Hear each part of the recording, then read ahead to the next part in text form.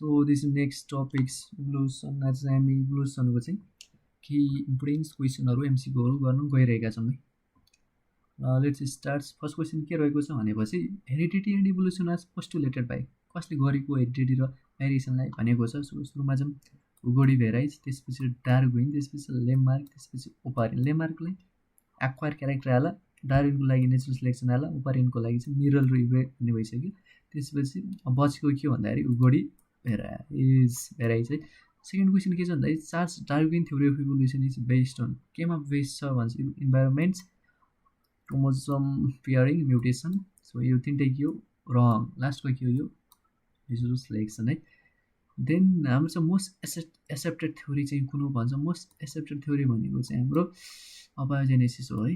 त्यसपछि छ next question the organs which have same basic structure, which has same basic structure but same basic structure and origin but different in function के function different भएको भनेपछि homologous हो है यसको answer चाहिँ।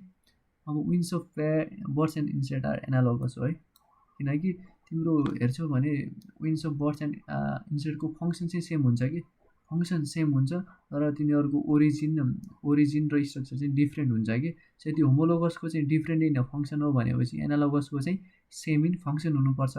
So function same के हो birds and इन्सेक्टको दुवैको फ्लाइङको लागि सेम हुन्छ फङ्सन। सो त्यसैले एन्सर चाहिँ त्यो भएको हो कि।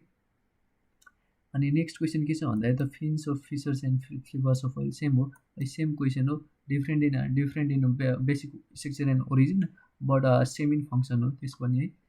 त्यसपछि छ नेक्स्ट क्वेसन, यस्तो गर्दा ठिक हुन्छ होला। The inheritance of acquire character is given by the concept of भन्छ है, कसले चाहिँ कन्सेप्ट दिएको हो इनहेरिटेन्स अफ एक्वायर क्यारेक्टर भनेर लेमार्कले। डार्विनको के हो नेचुरल सिलेक्सन। मेन्डलिजम भनेको जसले चाहिँ मेन्डललाई फ्लो गर्छ। न्यू लेमार्किजम भनेको लेमार्कको पोस्टुलेट्सको केही भनाइहरू जसलाई चाहिँ डिसएडभान्टेजको रूपमा लिएको हुन्छ है, त्यो पनि हो। त्यसपछि थ्योरी अफ कन्टिन्युटी अफ जम प्लाज्मा पोस्टुलेटेड बाई भन्दाखेरि के हो विस्मेन है, त्यसको चाहिँ विस्मेन भइसक्यो। त्यसपछि postulation of theory of natural selection was postulated by भन्दाखेरि इन 1958मा चाहिँ दुईवटा वैज्ञानिकले चाहिँ इन्डिपेन्डेन्टली इन्डाइरेक्टली चाहिँ आफ्नो भनाइहरू राख्नुभएको थियो है। सो उहाँको नाम चाहिँ डार्विन र वालेस र चाहिँ तर मेन प्रायोरिटी चाहिँ डार्विनलाई दिन्छ है।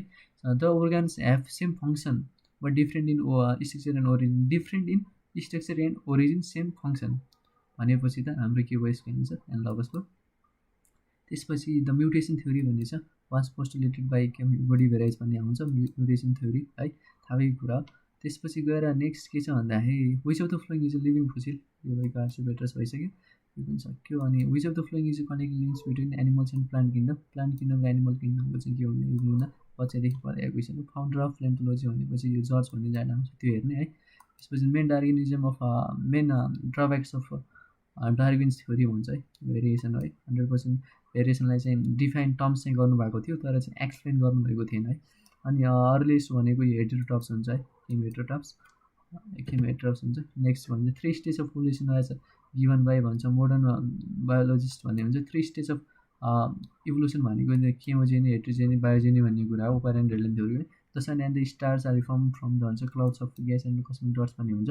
Correct sequence of among the flowing, correct sequence चाहिँ कुन हो भन्दाखेरि सुरुमा के हुन्छ प्रो भन्ने चाहिँ सबभन्दा सुरुमा हुन्छ, यहाँ प्रो छ हेरेर लाउने। अरू केही नहेर्ने यस्तो क्वेसनहरूमा यसको सुनेकै क्वेसन है, एक्सप्लेन गर्नुपर्छ जस्तो लागेको छ। त्यसपछि गएर यो के छ भन्दा the organism which depend on the organic present birth भनेको त्यो सुरुमा अघि पनि सुरुमा के थियो क्यामोहेटेरोट्स हो। यसरी उ गर्ने कि धेरै जस्तो क्वेसनहरूलाई the study of fossil is palaeontology है, स्टडी अफ फोसिल एड गर्ने कुरा प्लेन्टोलोजी हो। त्यसपछि गएर क्वेसन नम्बर हाम्रो 23 क्वेसन नम्बर के छ भन्दा wings of mosquito bats and sparrow exhibits the phenomena called हुन्छ यसलाई कन्भर्जेन्ट याद गर्ने। कसरी याद गर्ने भन्दाखेरि कन्भर्जेन्ट भनेको एनालोगस हो कि, कन्भर्जेन्ट इभोल्युसन सोच एनालोगस भन्छ, डाइभर्जेन्ट इभोल्युसन सोच होमोलोगस भन्छ कि। सो फाइलोजेनी भनेको इभोल्युसनसँग रिलेटेड टर्म त्यहाँको इभोल्युसन लगाइदिने है, सधैँ टेन्सन गरेर। Which of the following is बसेको प्रोटोप्लाज्मा के छ lipids nucleic acid protein same उस्तै टर्म छ यिनीहरू तर एचएनओ3 भन्ने डिफ्रेन्स हो कि, त्यसले यसलाई लगाइदिने। प्रोटोप्लाज्मा इज भनेको यो क्लोराइड फर्ममा हुन्छ। अब एनलिडा र के छ पेरिफेरस कनेक्टिङ भनेको एनलिडा र कुराको एकोर्डिङ टु न्यू डार्विनिजम चाहिँ इभोल्युसन इज ड्यू टु भन्ने फ्रिक्वेन्सी हेर्ने कि न्यू डार्विनिजममा एउटा टर्म छ जिन फ्रिक्वेन्सी भन्ने, त्यहीबाट बुझ्नु त्यही हो है।